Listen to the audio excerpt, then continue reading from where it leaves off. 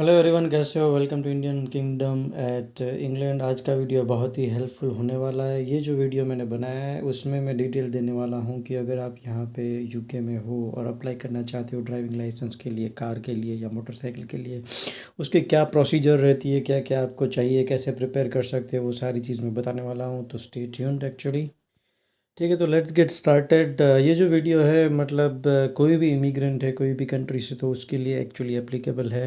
पर ठीक है, ये वीडियो मैं हिंदी में बना रहा हूँ तो मोस्टली जो है वो यूज़फुल शायद इंडिया या किसी और कंट्री के लिए रहेगा। तो एनीवेज़ ये जो इन्फॉर्मेशन है वो एक्चुअली यूनिवर्सली एप्लीकेबल है। तो सबसे पहले आप यहाँ जब यहाँ पे आते हो तो कोई भी कंट्री का है, एटलीस्ट इंडिया का जो लाइसेंस है डीएल जो है वो इंटरनेशनल लाइसेंस यहाँ पे 1 साल तक वैलिड रहता है।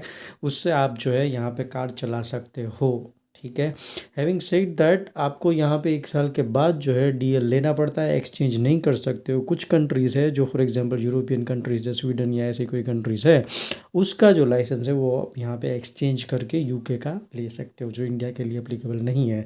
हैविंग सेड दैट सबसे पहली चीज़ आपको ऑनलाइन उसके लिए अप्लाई करना होता है।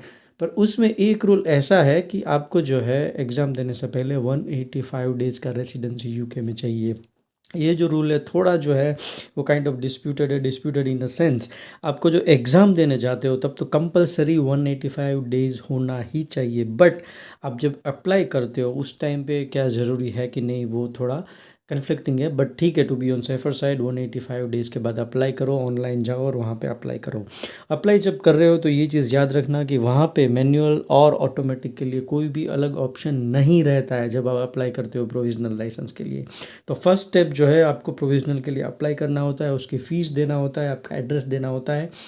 वो होने के बाद जो है सबसे पहले जो है आपको एक फॉर्म आएगा। ठीक है, वो आपको फिल करके रिटर्न करना है। वो जब आप फॉर्म आएगा उसके साथ ये इन्फॉर्मेशन भी रहता है, तो जो आप यहाँ पे शायद रीड कर सकते हो। तो इसमें ये क्या है कि दो चीज़ें, एक तो नॉन यूके आइडेंटिटी होल्डर के लिए और दूसरा जो है वो यूके आइडेंटिटी डॉक्यूमेंट होल्डर के लिए।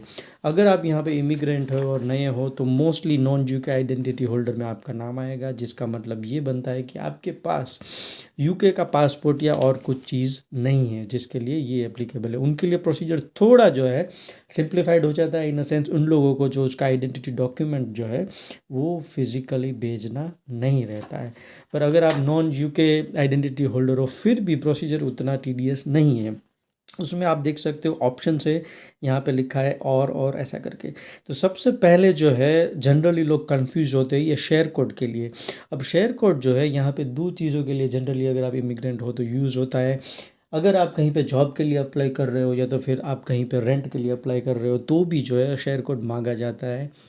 वो जो है वो शेयर कोड डिफरेंट रहता है। ये जो शेयर कोड है वो इमिग्रेशन स्टेटस शेयर कोड है जो स्टार्ट होता है एस एस से होता है। ठीक है, और आप जब टेनेंसी के लिए जाते हो, जॉब के लिए जाते हो, वो जो शेयर कोड है वो डिफरेंट होता है, ये ध्यान में रखिएगा। तो अगर आप इंडिया से फॉर एग्जांपल इमिग्रेंट हो तो ये जो फर्स्ट ऑप्शन जो है शेयर कोड वाला वो आपके लिए अप्लाई नहीं करेगा।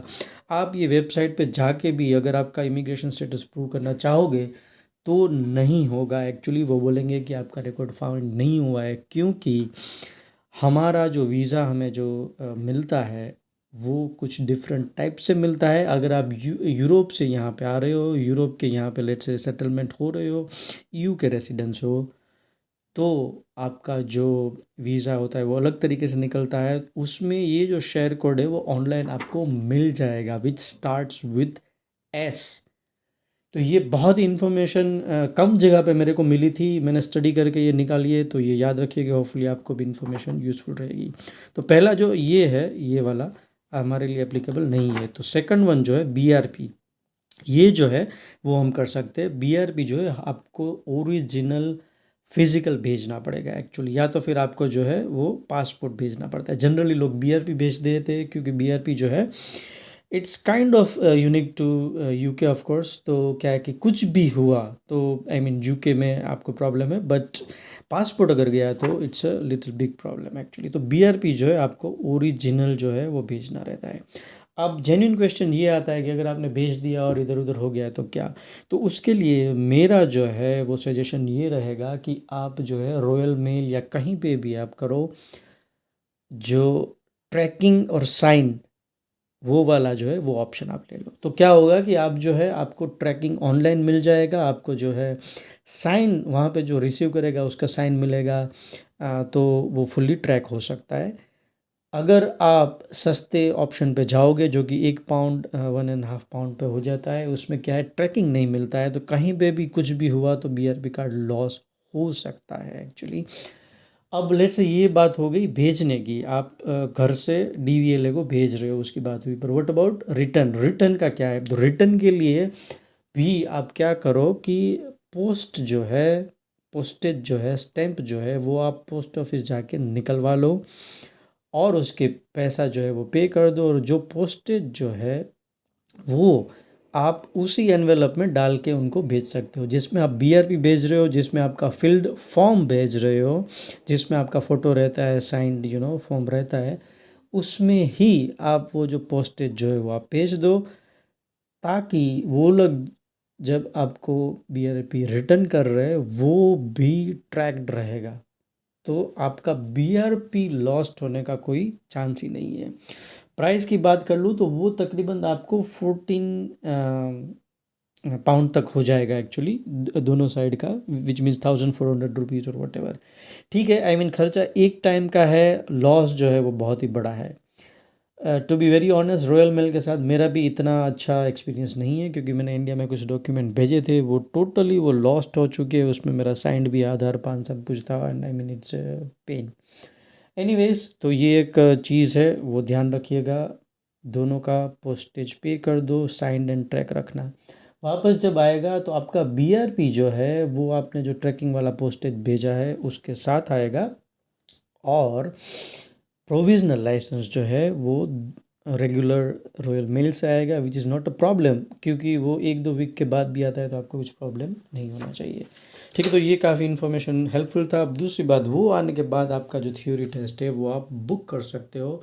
तो ये जो बुक है वो मैंने ली रखी थी एक्चुअली, ऑनलाइन मैंने परचेज़ किया हुआ था, इसका भी कुछ प्राइस है मुझे याद नहीं है, बट आप देख सकते हो 5-7 पाउंड रहेगा, और ये हाईवे कोड है जो पुराना है, और ये पुराना थ्योरी टेस्ट का एक बुक है एक्चुअली।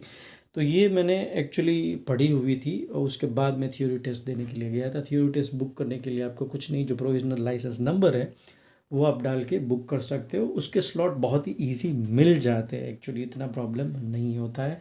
ठीक है, प्रैक्टिकल जो है वो मिलना मुश्किल है, थ्योरी के मिल जाएंगे।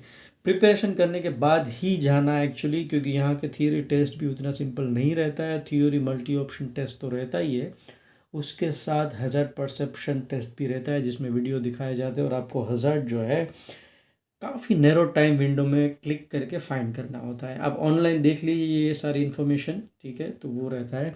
आपका जब प्रोविजनल आता है तो इस टाइप से कुछ एक वो भी आता है एक्चुअली, क्या बोलते हैं उसको, एक पेपर आता है एक्चुअली, उसके साथ ये भी आता है, बहुत सारी इन्फॉर्मेशन उसमें रहती है। ठीक है, तो ये सारी इन्फॉर्मेशन हो गई थियोरी के लिए। और प्रैक्टिकल के लिए जो मैंने बताया था कि आप बुक कर सकते हो स्लॉट पर, उसका स्लॉट मिलना थोड़ा मुश्किल हो जा रहा है एक्चुअली। तो हैविंग सेड दैट, थियोरी आप बुक कर लो, ये पढ़ाई बिल्कुल करना ज़रूरी है। एक ऐप भी आता है जो कि ऑफिशियल है, TSO करके है, उसका लिंक चाहिए तो मुझे बता दो, वो मैं भेज दूंगा, क्योंकि बहुत सारी आपको ऐप मिलेगी जो कि थियोरी और प्रैक्टिकल के लिए बोलेंगे कि VR 4 in 1, 3 in 1, 2 in 1, पर ऑफिशियल नहीं रहती है। ऑफिशियल के लिए जो है वो आपको ये TSO जो दिख रहा है, ये वाला TSO आप फाइंड कीजिए। TSO ने जो पब्लिश किया हुआ है वो वाला ऐप आप डाउनलोड कर लो। उसमें कुछ 170 पता नहीं, बहुत सारे जो है रहते हैं एक्चुअली, आपको प्रैक्टिस बहुत ही अच्छी हो जाएगी। वो पूरा कॉन्फिडेंट होने के बाद ही आप जाओ। मेरा जो है वो टेस्ट रिज़ल्ट काफ़ी अच्छा आया था, मेरे को आउट ऑफ 50 49 मिले थे एक्चुअली मार्क्स। एक ही ऑप्शन जो है वो मेरा गलत हुआ था। हैज़ार्ड में भी मेरे को बहुत ही अच्छा, जो 12 या 13 क्लिप्स रहती है उसमें से 7 या 8 क्लिप्स में मेरे को 5 आए थे, बाकी में 4 आए थे, और एक जो डबल वाला था उसमें मेरा थोड़ा मिस्टेक था, तो उसमें 10 की जगह पे 5 ही आए थे। Having said all of that, theory का बुक करो। थियोरी जब आपका हो जाता है उसके बाद आपको एक रेफरेंस कोड मिलता है, वो रेफरेंस कोड दे के जो है आप प्रैक्टिकल बुक कर सकते हो। प्रैक्टिकल बुकिंग का स्लॉट मिलना मुश्किल है, तो आपको हो सकता है डेली भी चेक करना पड़े। वो सब करने से पहले जो है आप प्रैक्टिकल जो है उसके लिए तैयारी बहुत ही करनी पड़ती है। यूके में लाइसेंस लेना वो वर्ल्ड वाइड में बहुत ही मुश्किल है। आपने चाहे यूएस में भी गाड़ी चलाई हो, यूएस में लाइसेंस लेना इजी है, यूके में नहीं है। यूके, यूरोप, ये सारी कंट्री जो है वो ड्राइवर जो है उसके ऊपर बहुत ही फोकस देती है। उसके बाद ही आप प्रैक्टिकल के लिए जाना है। रिपीटिंग, पैसे तो जाएंगी, आपका कॉन्फिडेंस भी डाउन हो सकता है। आप जो है प्रॉपर इंस्ट्रक्टर से ले लेना सेशंस, जो भी है जितने भी मिल रहे हैं, उसके बाद आप बुक करो और फिर वहाँ पे जाना। ठीक है, तो बाकी सारी जो इन्फॉर्मेशन है वो आपको ऑनलाइन भी मिल सकती है, इसीलिए मैंने ज़्यादा चीज़ नहीं रखी है। होपफुली ये वीडियो आपको अच्छा लगा होगा। और कुछ आपको जानना है, स्पेसिफिक क्वेश्चन है तो मेरे को ज़रूर बताइएगा। और ऑल द बेस्ट अगर आप थियोरी के लिए प्रिपेयर कर रहे हो, प्रैक्टिकल के लिए प्रिपेयर कर रहे हो, या तो फिर जो भी है उसको। And till next video, bye bye and have a good day.